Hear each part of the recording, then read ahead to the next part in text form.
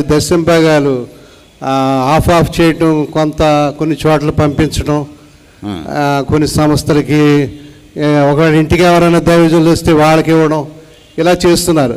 దశమ భాగం సంఘస్థులు ఎవరికి ఇవ్వాలి, తర్వాత పాస్టర్ గారు ఆయన దశమ భాగాలు ఎవరికి ఇవ్వాలి, ఇవి కొంచెం ఎక్స్ప్లెయిన్ చేసి చెప్తారు. లాస్ట్ ప్రశ్న నచ్చింది నాకు. ఓకే.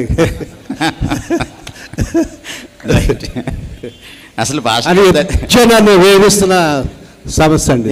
సమస్యేనండి ఇప్పుడు ప్రస్తుతానికి. ఎందుకంటే ఇక్కడ ఉన్నటువంటి పక్క దొడ్డిలో ఉన్నటువంటి గొర్రెల్ని హైజాక్ చేస్తున్నటువంటి చర్చలు వచ్చేసినాయి కాబట్టి ఇప్పుడు తప్పకుండా కష్టపడకుండా పక్క చర్చి నుంచి లాగేసేటువంటి కార్యక్రమాలు పుట్టి చాలా కాలం అయింది. మీ రాజమండ్రికి కూడా వచ్చేసింది ఇది. ఇప్పుడు ఈ మధ్య ఒక ఆయన 100 చర్చీలు పెడతానని వాళ్ళ నాన్నగారికి చెప్పాడట.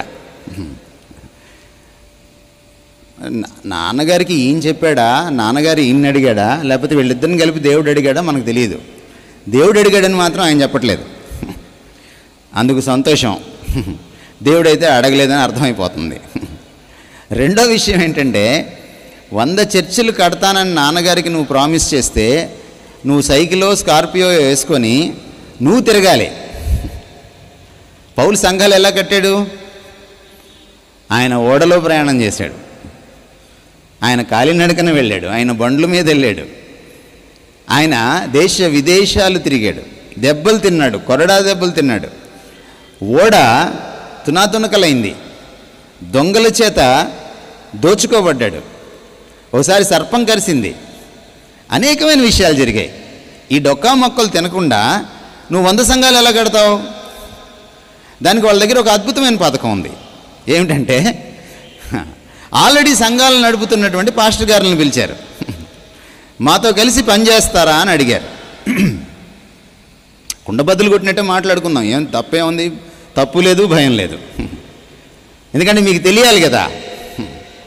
ఈ 100 మంది పాస్టర్ల గారిని పిలిచి పాపం ఒక్కొక్క పాస్టర్ గారి దగ్గర ఓ 100 మందో, ఓ 150 మందో, ఓ 50 మందో ఉండుంటారు. మరి వీళ్ళు ఎంత టార్గెట్ పెట్టుకున్నారో మనకు తెలియదు. వాళ్ళందరికీ కొన్ని తాయిలాలు ఇచ్చి మాతో కలిసి పని చేస్తారని నర్మగర్భంగా అడిగారు. మాతో కలిసి పని చేయడం అంటే ఏమిటి అంటే మా బ్యానర్ కింద పని చేస్తారా అంటే రేపటి నుంచి మీ సంఘం ఏమవుతుంది, మా సంఘం అవుతుంది. ఇప్పుడు 100 సంఘాలని ఎన్ని రోజుల్లో కట్టేయచ్చు? ఇప్పుడు 100 రోజులు కూడా పట్టదు. చూసారు ఎంత అద్భుతమైన ఐడియా. మీరు చూసి ఉంటారు, ఒక కంపెనీ ఇంకొక కంపెనీని టేక్ ఓవర్ చేస్తుంది. ఒక కంపెనీ నష్టాలు పోతుంటే ఒక బడా కంపెనీ వచ్చి ఈ మధ్య కాలంలో మెట్రో అని పెట్టారు చాలా చోట్ల, పెద్ద పెద్ద సిటీస్లో. ఒక హైపర్ మార్కెట్ అనమాట, హోల్సేల్ హైపర్ మార్కెట్. అది బాగా ఫ్లరిష్ అవుతుందని రిలయన్స్ వాడు తెలుసుకొని దాన్ని ఆల్మోస్ట్ కొనేసినంత పని చేశాడు. వాల్మార్ట్ పెట్టారు, వాల్మార్ట్ బెస్ట్ ప్రైజ్. దాన్ని ఫ్లిప్కార్ట్ వాడు తీసేసుకున్నాడు. ఇలాగా కష్టపడకుండానే, మీకు గుర్తుందో గుర్తులేదో, మన తెలుగు రాష్ట్రాల్లో చైతన్య, నారాయణ, భాష్యం లాంటి కార్పొరేట్ స్కూల్స్, అంత పెద్ద స్కూల్స్ ఎందుకైనాయి అంటే వాళ్ళు ఆరంభం నుంచి చిన్న చిన్న స్కూల్స్ని కొనేసేవాళ్ళు. ప్రతి ఏడాది చిన్న చిన్న స్కూల్స్ని కొనేస్తారనమాట. కొనేస్తే ఒక స్కూల్లో 150 ఉంటారు, ఇంకో స్కూల్లో ఒక 100 ఉంటారు, ఇంకో స్కూల్లో ఒక 300 ఉంటారు. ఒక్కసారిగా వీళ్ళకి 500 వచ్చేస్తారు నెక్స్ట్ ఇయర్కి. ఎందుకంటే వాళ్ళ దగ్గర ఇంత డబ్బులను పడేసి వాళ్ళని కొనేస్తారు. ఇప్పుడు సంఘాలు కూడా టేక్ ఓవర్ సంఘాలు అనమాట ఇవి. అర్థమవుతుందండి మీకు? కనుక దశమ భాగాల గురించిన భయం, గుబులు ఇటు పాపం ఈ చిన్న సంఘాల పాస్టర్లలో ఉంటుంది, ఆ సంఘస్థుల్లో కూడా ఒక డైలమా ఉంటుంది. నేను ఎవరికి ఇవ్వాలి దశమ భాగం? నా ఫస్ట్ థింగ్ ఏంటంటే దశమ భాగం అనేది పాత నిబంధనలో ఉన్న విషయం. ఎందుకు దశమ భాగం ఇవ్వమన్నాడు, ఎవరికి ఇవ్వమన్నాడు? యాకోబుకి 12 మంది కుమారులు, ఒక్కొక్క కుమారుడు ఒక్కొక్క గోత్రంగా సెటిల్ అయ్యారు. గోత్రం అంటే కులం కాదండి, గోత్రం అంటే ఫ్యామిలీ, క్లాన్, ఖాందాన్ అంటాం హిందీలో. సో 12 ఖాందాన్స్ అన్నమాట. 11 12 తెలుసు కదా మీకు, 12 ఖాందాన్స్ అన్నమాట. ఈ 12 గోత్రాలైనవి. 11 మందికి ఆస్తి ఇచ్చాడు దేవుడు. 11 మందికి ఆస్తి ఇచ్చాడు దేవుడు. 12వ వాడికి ఆస్తి ఇవ్వలేదు. అప్పుడు 11 మందిని ఏమన్నాడంటే, మీరు మీ దాంట్లోంచి 11 మంది దశమ భాగాలు అంటే 10% తీసి ఈయనకి ఇవ్వండి ప్రతి నెల, ప్రతి ఏడాది అన్నాడు.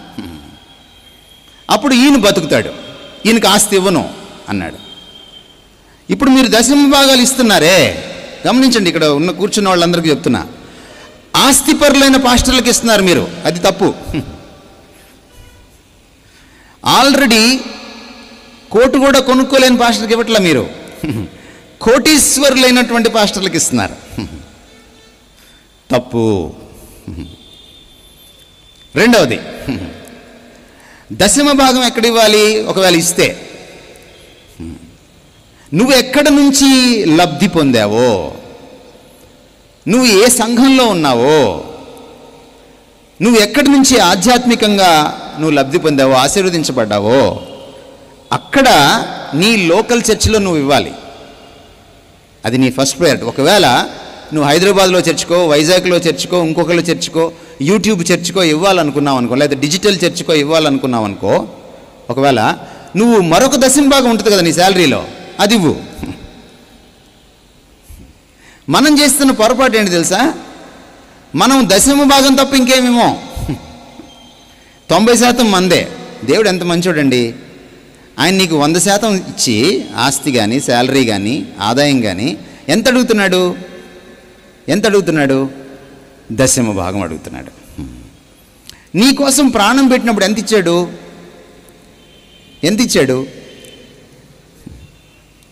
కానుకలు ఇచ్చే సందర్భంలో పౌలు 2 కొరింథీ పత్రికలో 8వ అధ్యాయంలో యేసుక్రీస్తు వారి సిలువ గురించి మాట్లాడాడు. మీరు ధనవంతులు కావాలని ఆయన దరిద్రుడయ్యాడు. మీరు దేవుడికి ఇచ్చేటప్పుడు మీ స్ఫూర్తి ఏమిటి? ఓ పాస్టర్ గారి ప్రసంగం కాదు, క్రీస్తు మీకేమిచ్చాడు? క్రీస్తు సమస్తం మీకోసం ఇచ్చివేసినప్పుడు ఆయన దేవునితో సమానుడిగా ఉండుట విడిచిపెట్టకూడని భాగ్యం అనుకోలేదట. మీరు 2వ దశమ భాగం ఒక పేదవాడికి ఇవ్వడం, 2వ దశమ భాగం ఒక మిషనరీకి ఇవ్వడం, 2వ దశమ భాగం ఒక ఇవాంజలిస్ట్కి ఇవ్వడం విడిచిపెట్టకూడని భాగ్యము అనుకుంటారా? అనుకోరా?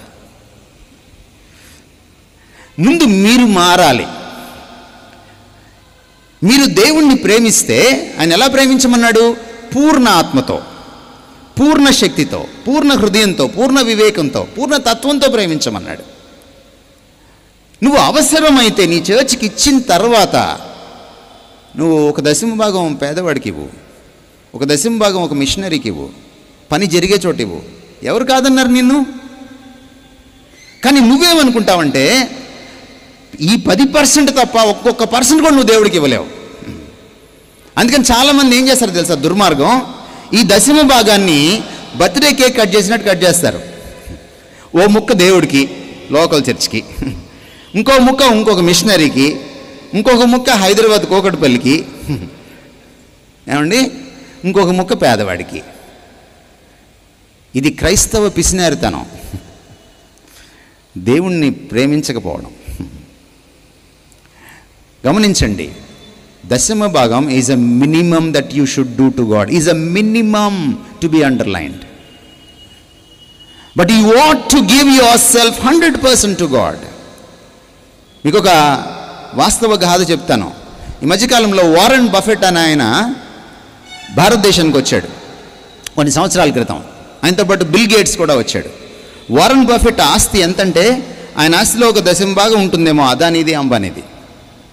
అంత కుబేరుడు, ఆయన అమెరికన్. అదే సమయంలో భారతదేశం ఢిల్లీలో స్టేడియంలో క్రికెట్ జరుగుతోంది. ముఖేష్ అంబానీ తన ఫ్యామిలీతోటి ఒక 50 మంది గ్యాలరీ కొనేసి ఆయన ఒక్కడే క్రికెట్ ఎంజాయ్ చేస్తున్నాడు, చప్పట్లు కొడుతూ ఉన్నాడు. అదే టైంలో వారెన్ బఫెట్, బిల్ గేట్స్ ఒక పత్రికా విలేకరుల సమావేశంలో ఒక కాన్ఫరెన్స్లో కూర్చున్నారు. సందర్భంలో మధ్యలో లేచి వారెన్ బఫెట్ ఏమన్నాడంటే, ఈ కుబేరుడు, నా ఆస్తిలో 90% నేను ఈ వర్ధమాన దేశాలు, డెవలపింగ్ కంట్రీస్ ఇంక్లూడింగ్ ఇండియా, దీంట్లో ఉన్న ఎయిడ్స్ పేషెంట్స్కి పేద పిల్లలకి, అనాథ పిల్లలకి, క్యాన్సర్ పేషెంట్స్కి వీళ్ళకి ఇచ్చేస్తాను అని డిక్లేర్ చేశాడు. అదే మన దేశంలో అయితే వెంటనే కొడుకు దగ్గర నుంచి ఫోన్ వస్తుంది కదా. 90%. అది విని ఒక అన్యుడు, క్రైస్తవుడు కాదు, బిల్ గేట్స్, పక్కన ఆయన లేచి వారెన్ బఫెట్ గారు 90% ఇస్తానన్నారు, నేను అదే చారిటీకి 75% ఇచ్చేస్తాను అన్నాడు.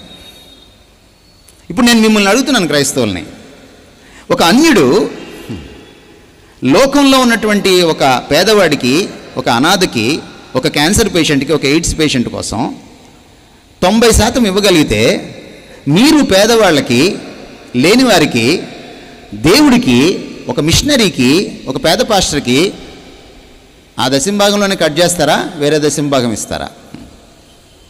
మీరు నిర్ణయించుకోండి. దేవునికి ఇవ్వడం అనేది 10% ఈజ్ మినిమం. అక్కడ చతికిలు పడకూడదు మనం. ఒకవేళ చతికిలు పడితే ఒకసారి సిలువ వైపు చూడండి. నీకు దేవుడు 10% రక్షణ ఇచ్చి పరలోకంకి వెళ్ళిన తర్వాత, ఒక 10 యుగాలు అయిన తర్వాత 11వ యుగం నిన్ను నరకానికి పంపిస్తాడా? పంపించడు.